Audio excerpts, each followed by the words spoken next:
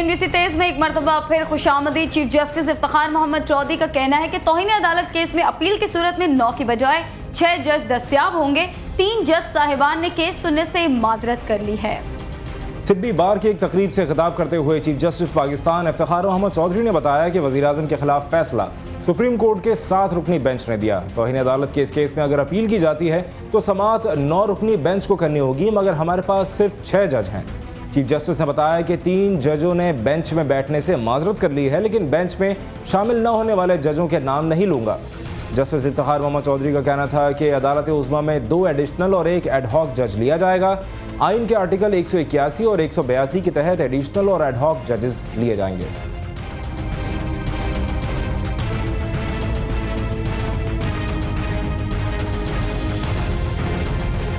मुस्लिम league नून के सदर मियां नवाज शरीफ ने कहा है कि परवेज मुशर्रफ को कटहरे में खड़ा करने के बजाय गार्ड ऑफ ऑनर देकर रुखसत करने वालों को आवाम की मुश्किलात का कोई एहसास नहीं। तफसीलात इस रिपोर्ट में। मियां नवाज शरीफ का कहना था कि उनके दौर में पाकिस्तान तेज रफ्तारी से तरक्की की मनाजिल तय कर रहा था। लाहौर में मजदूरों को फ्लैट्स के मालिकाना हुकूक देने की तकरीब से खिताब करते हुए नवाज शरीफ ने कहा कि हुकूमत की नाक़िस पॉलिसियों की वजह से महंगाई में बेपनाह इजाफा हो गया है।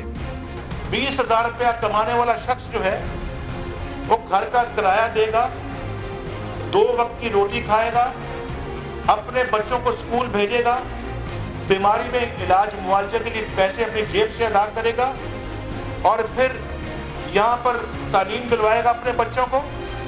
क्या वो ये सब काम कर सकता है? मियां साहब ने इस मौके पर पीपल्स पार्टी के मंशूर पर भी तनकीद की और कहा कि हुकूमत अपने वादे पूरे करने में नाकाम रही है। रोटी कपड़ा मकान कहाँ इनका नारा है?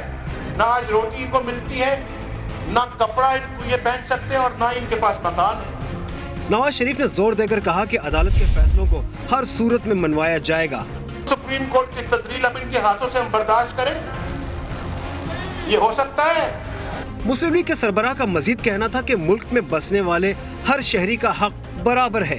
गिलानी साहब, ये तुम्हारे अकेले का पाकिस्तान नहीं है, ये पाकिस्तान 18 करोड़ अवाम का है। उनका कहना था कि मुश्किल की इस घड़ी में हर शहरी को बाहर निकलना होगा ताकि मुल्क की तकदीर को बदला जा सके। कानून की हुक्मरानी के लिए निकलेगा, इंशाअल्लाह वो पाकिस्तानी उसका सर फख्र से बुलंद होगा, सुरखरू होगा और मैं उसको सलूट करूंगा कि ये सच्चे और खरे पाकिस्तानी। नवाज शरीफ ने साबिक सदर परवेज मुशर्रफ पर शदीद नुक्ताचीनी करते हुए उन्हें मौजूदा हालात का जिम्मेदार करार दिया। उनका दावा था कि वो इस वक्त पाकिस्तान की बका की जंग लड़ रहे हैं। अगर हुकूमत अच्छे काम करती तो वो इसके साथ होते। और अब आपको लिए चलेंगे 9-0, जहां MQM के deputy convener doctor Farooq Sattar labour division से की तकरीब से खिताब कर रहे हैं। और उस वक्त तक मजदूरों, मेहनत कशों, मजलूमों के हुकूक की जद्दोजहद से दस्तबरदार नहीं होंगे, उस वक्त तक चैन से नहीं बैठेंगे जब तक पाकिस्तान, जहां एक तबकाती निजाम राइज है, एक फरसूदा गला सड़ा इस्तेसाली निजाम राइज है, जब तक इस इस्तेसाली निजाम को इसकी जड़ से उठाकर नहीं फेंक देंगे, उस वक्त तक हम चैन से नहीं बैठेंगे। ये आज यौम मई के मौके पर हमारा तजदीद अहद है, ये हमारा अज़्म है। उस वक्त तक हम चैन से नहीं बैठेंगे। और शिकागो के शोहदा के लिए और जिन लोगों ने ये शिकागो की शमा को आज तक रोशन किया है, और जो बात मुझसे पेशतर मेरे साथियों ने यहां पर की कि जिंदगी का सफर काटना है, अगर जिंदगी का सफर काटना है, अगर मौत पर रक्स करने का फन सीख ले। जिंदगी का सफर काटना है, अगर मौत पर रक्स करने का फन सीख ले, प्यास तेरी समंदर भी हो जाएगी। लेबर डिवीजन की तकरीब से MQM के deputy convener doctor Farooq Sattar खिताब कर रहे हैं MQM के मरकज 9-0 पर। मुस्लिम लीग काफ के सरबराह चौधरी शुजात ने कहा है कि मियां नवाज शरीफ अब लॉन्ग मार्च की कॉल दे रहे हैं, जबकि मार्च तो गुजर चुका है। पेशावर में मीडिया से गुफ्तगू करते हुए चौधरी शुजात हुसैन का कहना था कि लॉन्ग मार्च की बातें करने वालों को पता होना चाहिए कि अब जून और जुलाई आ रहा है, नून लीग लॉन्ग मार्च नहीं कर सकती। चौधरी शुजात ने कहा कि तौहीन अदालत केस का तफसीली फैसला आने पर ही कुछ कहा जा सकता है, मगर यूसुफ रज़ा गिलानी अब भी वज़ीर आज़म हैं।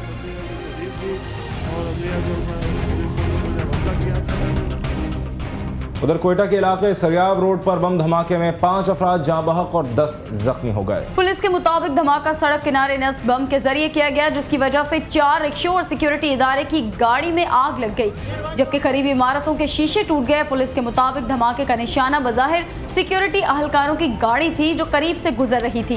जख्मियों को सिविल अस्पताल मुंतकिल कर दिया गया।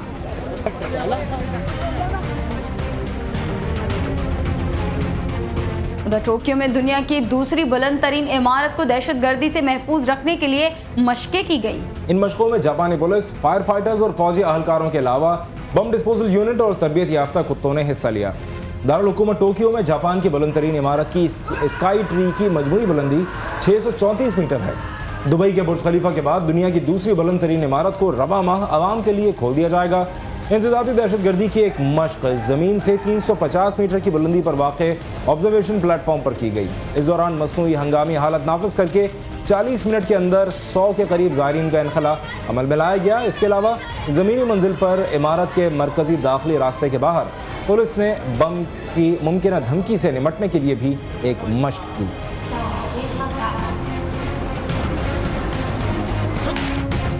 बॉलीवुड की fiction film Snow White and the hunts को एक नए रंग में 1 जून को अमेरिका समेत दुनिया के मुतादिद मुल्कों में नुमाइश के लिए पेश किया जाएगा। तफसीलात इस रिपोर्ट में। Do you hear that? It's the sound of battles fought and lives lost. Hollywood की film Snow White and the Huntsman को एक नए रंग में 1 जून को अमेरिका समेत दुनिया के मुताबिक मुल्कों में नुमाइश के लिए पेश किया जा रहा है। फिल्म की कहानी रिवायती स्नो वाइट की कहानी से हटकर है। जालिम और जाबिर मलका को जादू का आईना बताता है कि उसकी हुकूमत को उसकी सौतेली बेटी स्नो वाइट से खतरा है। मलका स्नो वाइट को हंट्समैन एरिक के हवाले कर देती है ताकि वो इसे जंगल में ले जाकर कत्ल कर दे, लेकिन हंट्समैन को उस पर रहम आ जाता है और वो लड़ाई के हुनर सिखा देता है। स्नो वाइट आज बोनो और शहजादा विलियम के हमरा अपनी सौतेली माँ के खिलाफ बगावत कर देती है।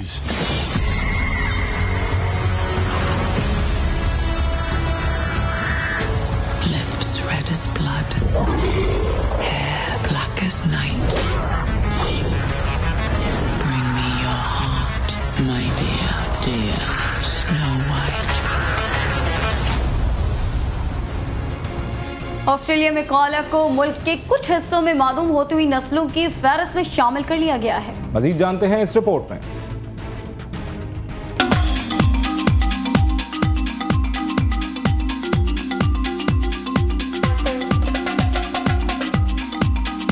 ऑस्ट्रेलिया के माहौलियात के वजीर टोनी बर्ग के मुताबिक क्वींसलैंड, न्यू साउथ वेल्स और ऑस्ट्रेलियन कैपिटल टेरिटरी में कोआला खतरे से 2-4 है। उन्होंने बताया कि शहरी इलाकों की हुदूद का फैलना, गाड़ियों से टकराने के वाकयात, कुत्तों के हमले और कोआला की अफजाइश के कुदरती माहौल का खत्म होना इनकी आबादी की कमी की वजह बन रहा है।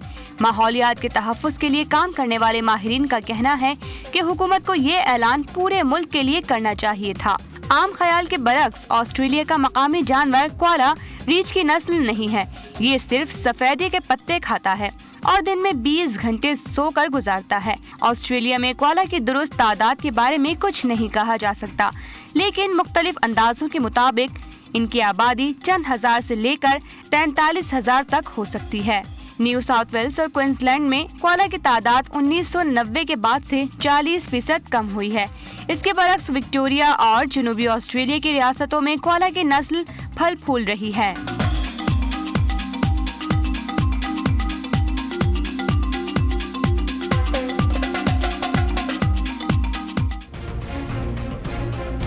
CNBC तेज में अब तक के लिए इतना ही। एक ब्रेक के बाद हाजिर होंगे हेडलाइंस के साथ। देखते रहिए मेरी पहचान CNBC पाकिस्तान।